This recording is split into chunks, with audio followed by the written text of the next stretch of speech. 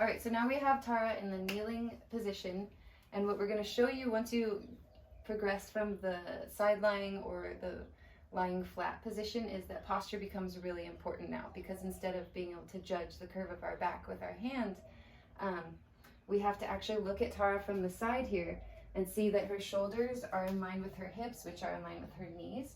What we often get when mamas are pregnant is, I'm not going to have Tara do it because it's actually really harmful to the connective tissue that runs down the middle of your rectus abdominis muscles.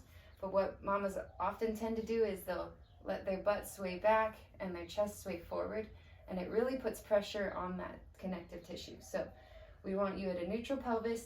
And the other thing that we don't want, which Tara can demonstrate for you because it's her natural bad posture, is this forward rolled shoulders, hips are tucked under. This is what makes mamas lose their butt when they're pregnant, because all of her weight is now loaded into her quads, which will make for some really strong quads but a weak glute.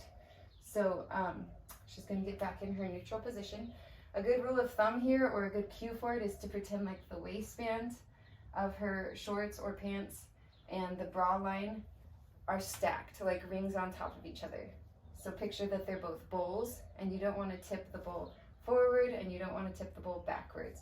Same with at your ribs, you don't want to tip it backward or forward.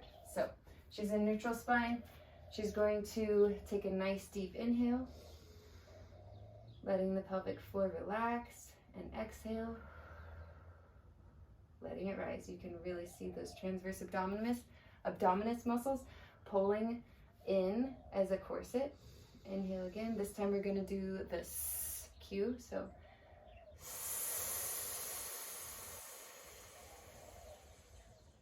perfect. Inhale again. Letting the pelvic floor go, letting your ribs be nice and open, and on the exhale this time, pretend like you're closing the book, which is your hip bones here. Closing the book as you exhale. You can also make this along with that if you like.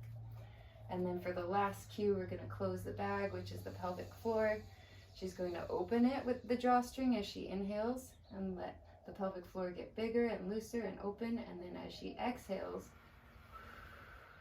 she's closing that drawstring and lifting. So we're not calling it a squeeze. We're not calling it a Kegel even. We're calling it relaxing and lifting when you're pregnant, because we don't want you to do any extreme squeezing.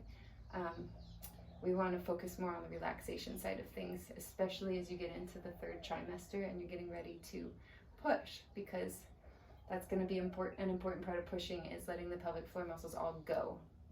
So you're kind of training your brain through this for how to lift and how to lower and release and open. Good job. Thanks.